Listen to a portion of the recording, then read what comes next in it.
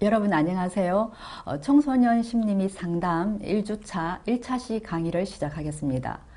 이번 시간에는 먼저 청소년의 개념을 이해하고 청소년에 대한 역사적 조망에 대해서 살펴볼 것이고, 그 다음에는 청소년을 이해하기 위한 다양한 이론적 관점들에 대해서 알아보도록 하겠습니다. 자, 그럼 청소년의 개념에서 청소년의 의미에 대해서 알아보도록 하겠습니다. 청소년기, 그러니까 어돌리선스라는 이 용어의 어원은 성장하다, 그리고 성숙에 이른다 라는 의미를 가지고 있는 아돌레스 케레라는 라틴어에서 유래가 되었습니다. 원래 영어로는 어돌리선스 외에도 유스라든가 그리고 teenage라는 영어 단어가 사용되고 또 있습니다. 어돌리선스가 생리적, 심리적 의미를 내포하고 있다면 이 유스는 청소년의 문화나 사회적 의미를 강조할 때 사용이 됩니다. 그리고 청소년기는 아동기에서 성인기로 옮아가는 이 전환기로서 바뀐다는 거죠. 신체적 변화와 그리고 사고, 그리고 행동, 또한 사회적 관계, 이 여러 가지 면에서 격격한 변화가 나타납니다. 그 다음 두 번째로는 청소년의 정의에 대해서 알아보도록 하겠습니다. 첫 번째로 생리학적 관점에서 정의는 육체적으로 성체로 발달하는 시기를 생리학적 정의에서는 얘기하고 있습니다. 청소년기가 생식기관과 성특징들이 나타날 때 시작해서 생식체계가 완전히 성숙할 때 끝나는 것으로 보는 입장입니다. 두 번째 인지적인 정의에서는 발달된 추론 능력의 확립을 중요 기준으로 보고 있습니다. 청소년기는 추상적인 사고와 논리적 추리가 나타나기 시작하고 상위 인지 능력을 갖기 시작할 때 청소년기가 시작되고, 이런 능력을 모든 생활 영역에서 사용할 수 있을 때 청소년기가 끝나는 것으로 설명을 하고 있습니다. 그러니까 형식적 조작 능력의 출현을 의미하는 것입니다. 그런데 어떤 개인의 인지 발달은 점진적으로 일어나는 것이기 때문에 형식적 조작 사고 능력이 언제 시작하고 사실은 언제 끝나는지 확인하기가 어렵고, 실제 성인도 전체의 한 30% 정도만이 완전한 형식적 조작 능력을 획득할 수 있기 때문에 이 정의에도 약간 문제가 있습니다. 그리고 세 번째로는 사회학적 정의입니다. 사회학적 관점에서 정의는 성인의 지위와 권리를 획득하는 것을 청소년기 관점으로 보고 있습니다.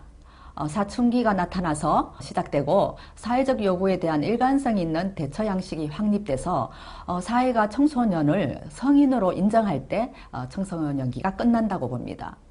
여기서 사회적 인정이라 하면 법적인 규정을 얘기합니다. 그렇지만 각 법률에서 성인으로 인정하는 연령 또한 굉장히 지각이 다릅니다. 또한 청소년들이 대처 능력 획득하고 사회적 인정이 사실 두 개가 동시에 일어나지 않을 수도 있고, 사회적 인정 안 받아도 청소년들이 대처 능력을 확인할 수 있는 또 문제가 있다고 하겠습니다. 심리학적 정의 측면을 보면 청소년기의 연령 기준이 12세 내지 13세부터 시작해서 23, 4세에 최성기를 이루고 경우에 따라서는 30세 이상까지 확대되고 있습니다.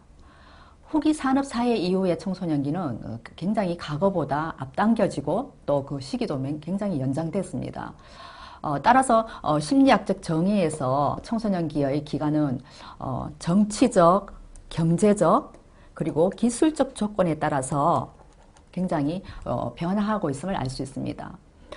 특히 우리나라 같이 대부분의 시간을 학교에서 보내는 긴 교육 시간을 갖고 있는 한국 청소년들은 그 교육 단계하고 일치하는 청소년기 구분이 조금 더 타당하다고 할 수 있겠습니다. 초등학교 고학년부터 중학생을 초기 청소년, 그리고 주로 고등학생을 중기 청소년, 그리고 이후 대학생이나 취업하는 청소년들을 후기 청소년으로 보통 구분하고 있습니다.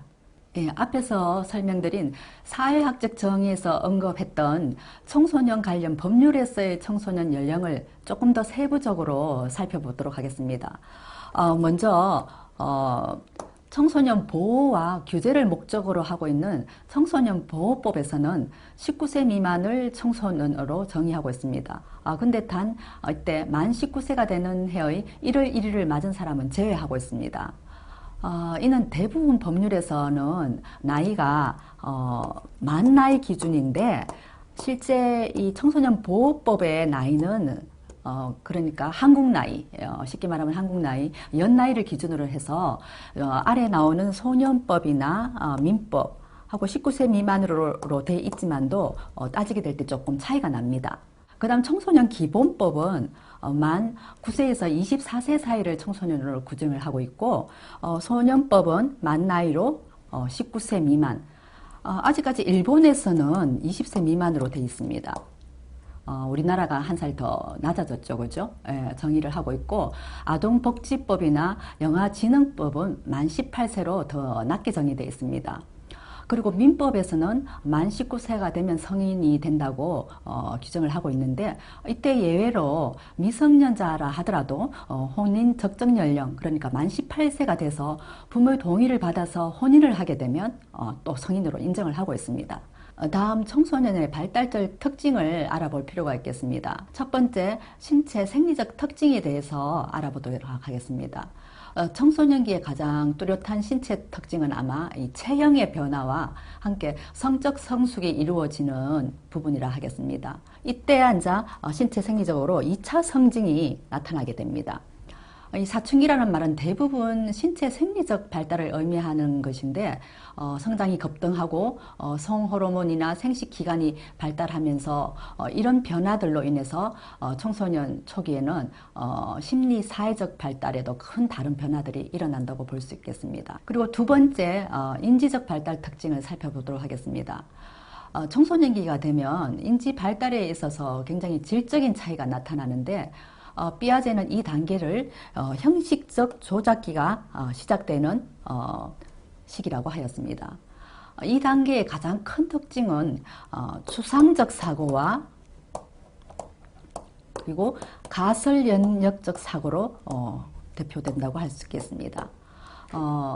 이 추상적 사고는 눈에 보이지 않는 어떤 추상적 개념이나 그리고 그 관련성까지 이해하는 것을 말합니다. 그리고 가설연역적 사고는 어떤 현상에 대해서 가설을 세우고 이를 검증하는 자료를 수집해서 새로운 결론을 도출해내는 사고 능력을 말합니다.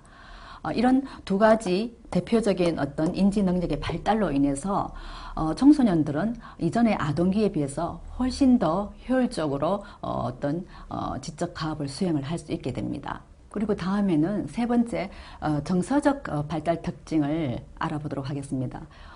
성충동이 급격히 증가하면서 청소년들은 굉장히 정서적인 혼란을 가지게 됩니다.